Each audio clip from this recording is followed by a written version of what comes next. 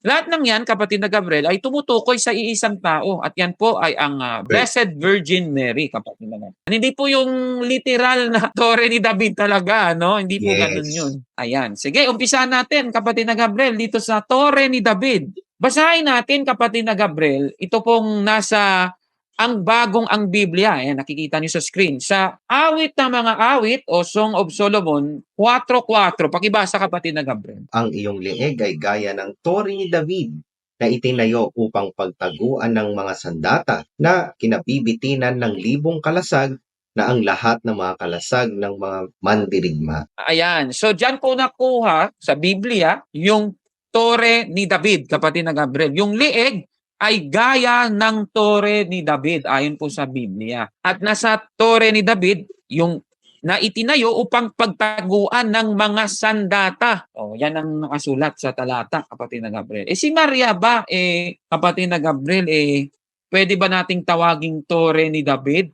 Basahin natin, kapatid na Gabriel, yung Lucas 1:28, kapatid na Gabriel. Lumapit ang mga anghel sa kanya at sinabi, "Magalak ka, ikaw na pinagpala, ang Panginoon ay sumasa iyo." Ayan, klarong-klaro po. Ang Panginoon ay sumasa kay Maria, kapatid na Gabriel. Kaya, kagaya ng tore ni David na yung sandata nandun sa loob, yung sandatang ito na ang ating Panginoong Diyos, napakalakas ng sandata niya. Ang Panginoong Diyos yung kanyang sandata. O kaya, tama, kapatid na Gabriel, di ba? So, nasa Biblia. Yan, kapatid na Gabriel, nadali na natin yung una, Tower of David. O, puntahan naman natin yung susunod. Yung Torre na Garing, o sa English ay Tower of Ivory. So, basahin naman natin, kapatid na Gabriel, dito po sa Song of Solomon, chapter 7, verse 4, kapatid na Gabriel, sa King James, ganito po mababasa. Thy neck is a tower of ivory, thine eyes is like fishpool in Heshbon, by the gate of Batrabim. Thy nose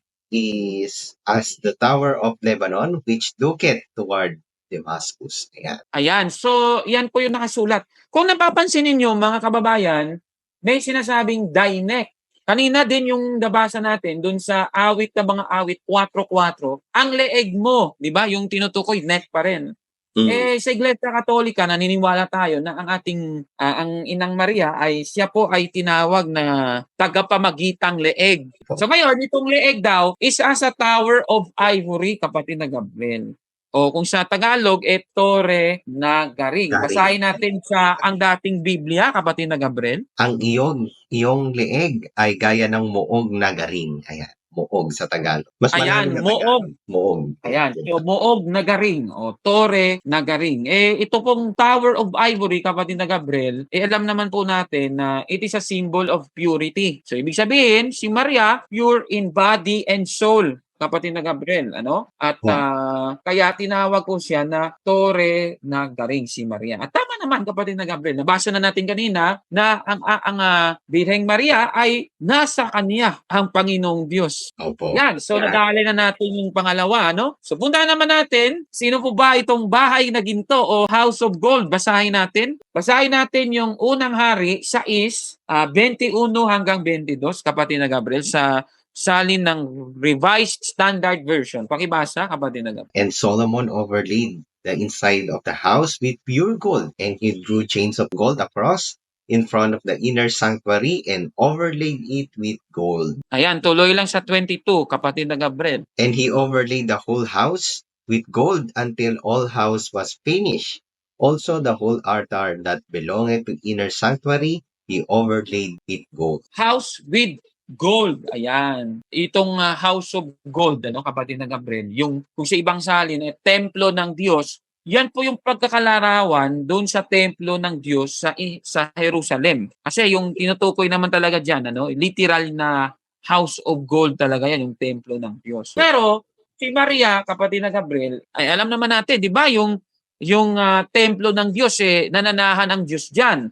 At nabasa naman natin kanina sa Lucas, kapatid na Gabriel, yung binasa natin. Sige nga, balikan nga natin yung 1:28 ng Lucas, kapatid na Gabriel. And he came to her and said, "Hail, full of grace, the Lord is with you." Ayan. So yung Diyos, sumasa kanya, kapatid na Gabriel, kay Maria. Dahil ang presensya ng Diyos nasa kanya, So, ibig sabihin, si Maria po ay pwedeng tawaging House of Gold. Makabagong House of Gold, ika nga. Sige, puntahan naman natin, kapatid na Gabriel, itong susunod na Ark of the Covenant. Ano ba yung meron doon sa kaban ng tipan o Ark of the Covenant? Basahin natin, kapatid na Gabriel, sa ang dating Biblia na salin, 9:4 ng Ebreo. Pakibasa, kapatid na Gabriel. Na may isang gintong dambana ng kamangyan at kaba ng tipan, at ang paligid ay nakakalukupan ng ginto na siyang kinaroroonan ng sisidlang ginto, na may lamang mana at tungkod ni Aaron na nabulaklak at mga tapyas na bato ng tipan. Ayan, so dito, kapatid na Gabriel, yung kaba ng tipan, yung laman nito, meron po siya paligid, meron ginto. Kaya nga, tama, no? Related yung House of Gold tsaka Ark of the Covenant. Kasi, di ba dati yung templo ng Jerusalem, nandoon sa loob yung literal na kaba ng tipan. O, kagaya din dito, kapatid na Gabriel. So, tandaan natin, yung kaba ng tipan, meron pong sisidlang ginto. Ayan, kung nakikita niyo sa screen, may sisidlang ginto na may lamang mana. O, ano ba yung mana? O, sige nga, sa ibang salin nga, kapatid na Gabriel, sa magandang balita. O, sige, pakita natin sa screen. Ayan po, na may lamang mana pa rin. Ayun, sige. So, yan yung nakasulat, ano? Kasi yung nasa loob ng Ark of the Covenant, meron pong laman na mana. Mana. May lamang mana. Ayon po sa Biblia. Basahin natin, kapatid na Gabriel, sa Juan 6, sa 31. Nagsikain ang aming mga magulang ng mana sa ilang, gaya ng nasusulat, tinapay na galing sa langit ang sa kanila'y kanyang ipinakain. Ayun. So, meron ditong binabanggit na mana sa ilang, ano, kapatid na Gabriel? Opo. Nagsikain daw yung mga magulang ng mga Hudyo dito ng mana sa ilang. O, yung mana sa ilang, siyempre, yung bread, yung tinapay. Sino po ba itong tinapay o yung mana sa ilang na tinutukoy na siyang galing sa langit? Ibababa mo lang sa 35, ganito ang sabi ni Kristo, kapatid na Gabriel. Sa kanila'y sinabi ni Jesus, "Ako ang tinapay ng kabuhayan. Ang lumalapit sa akin ay hindi maggutom at ang sumasampalataya sa akin kailanmay hindi mauuhaw." Ayan, klaro yan, kapatid na Gabriel. Naalala mo naman si Maria, di ba? Ipinanganak si Kristo sa womb ni Maria. Sa womb ni Maria, lumabas si Kristo. Doon po siya namalagi si Kristo, kapatid na Gabriel, bilang laman. So, ibig sabihin, si Maria ay makabagong Ark of the Covenant. Kasi nga, doon po sa womb ni Maria nanggaling ang ating Panginoong Kristo, na ayon naman sa Biblia, siya po ay bread of life, ika nga sa ibang salin. Siya yung tinapay ng kabuhayan, kapatid na Gabriel. Yan po, yung mana na siyang tinapay ng kabuhayan, yan po yung laman ng Ark of the Covenant. So, napakaganda. Ano? Nasa Biblia yan, mga kapatid. Amen. Ayan. At panghuli, biruin mo, pati yung pinto sa langit, hinihingan din natin ng dasal. Hindi tayo daw kontento doon sa mga santo lang. Pati daw yung pinto na nasa langit, hinihingan natin ng dasal. Nako, grabe naman yung mga akusasyon na yan. Naalala ko nga nun, Kabunok, sabi ni Ginong Soriano dyan, pati ba naman daw ika yung pintuan ng langit, pinagdadasalan yung ika. Lumalangit-ngit daw yun pag walang langis, Kabunok. Oo, grabe yung mga naalala ko. Isa sa mga matindi yung pagbatikos sa Litany of the Blessed Virgin Mary, si Mr. Soriano. Kaya bigyan natin ng konting kaalaman ng ating mga kapatid na yung tinutukoy dyan, yan po ay ang ating butihing ina, si Maria, ang naina ni Jesus, kapatid na Gabriel. Opo, ayan.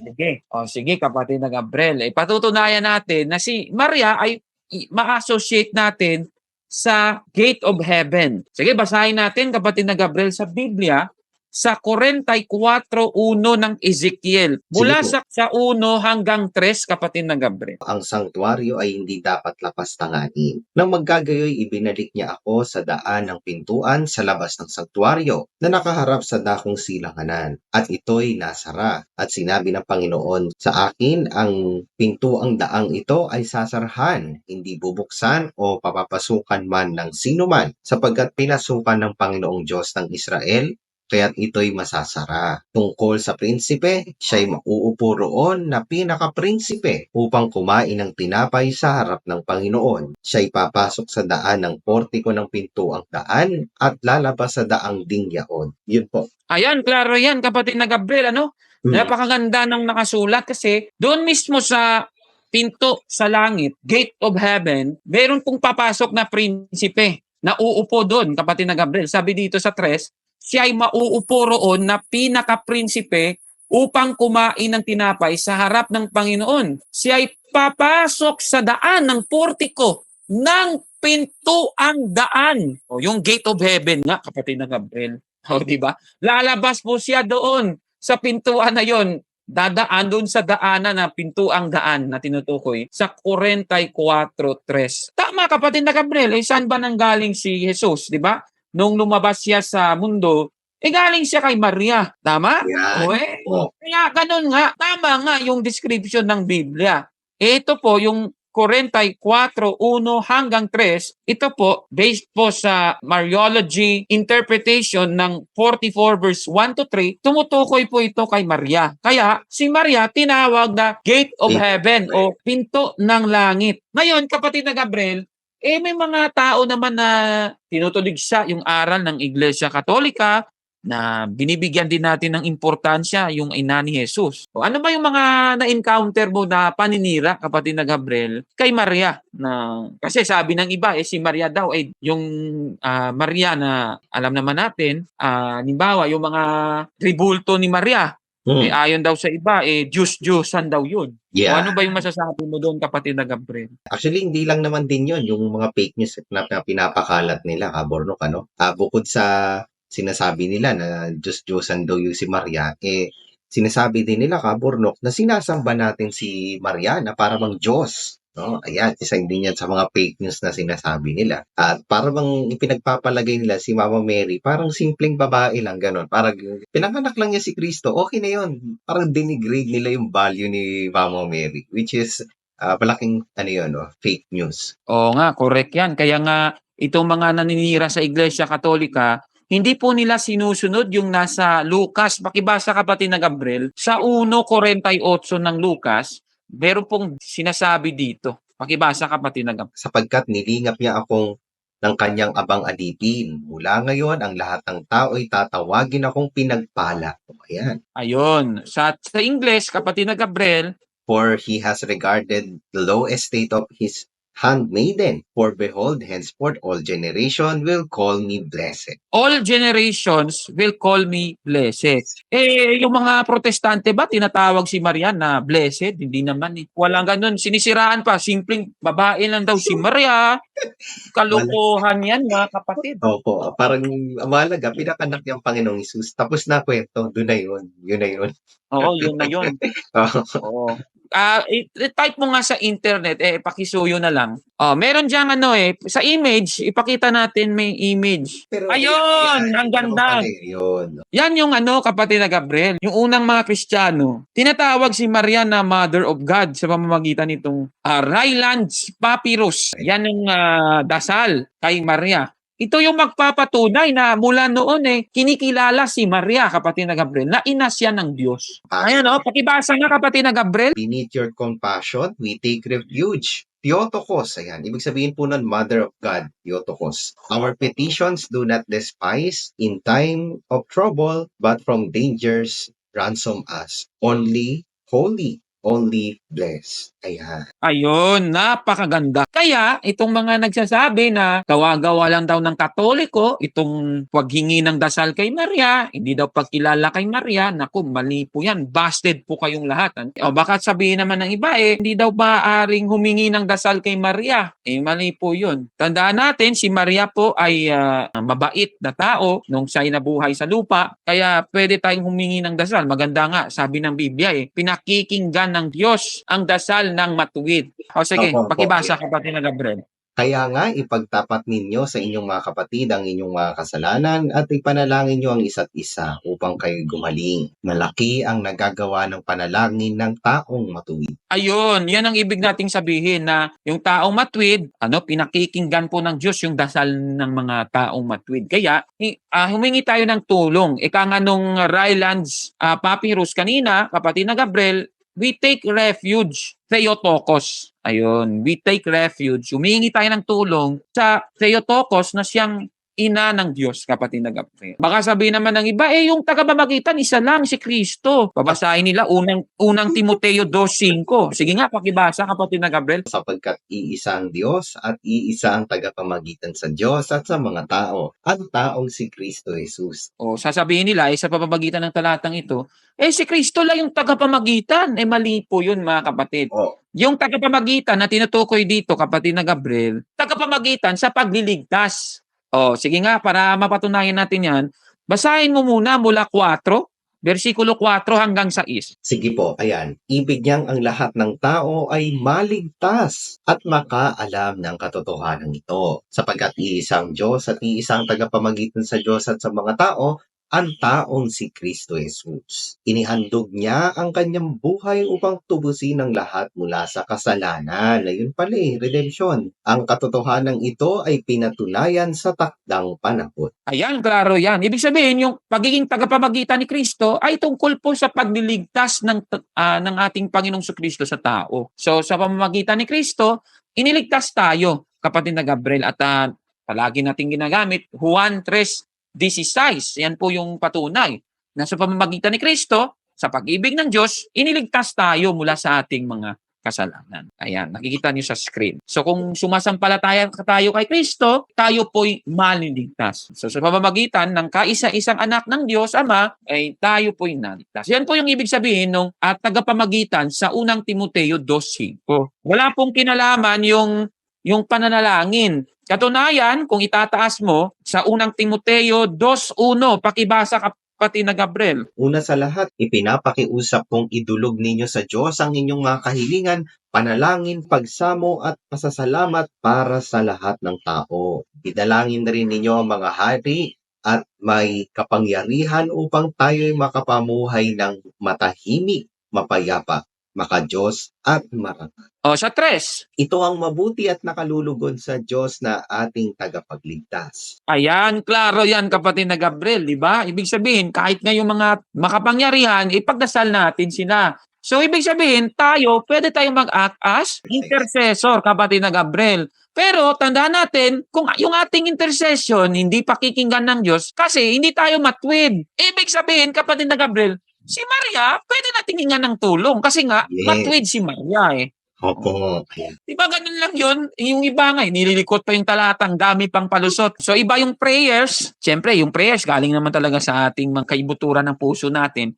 Yung intercession, pinagdadasal natin yung iba. Wala palang problema Ayan, kaya napakaliwanag at napakaganda ng aral tungkol po sa rosaryo. Humingi po tayo ng dasal kay Maria na ina ni Jesus.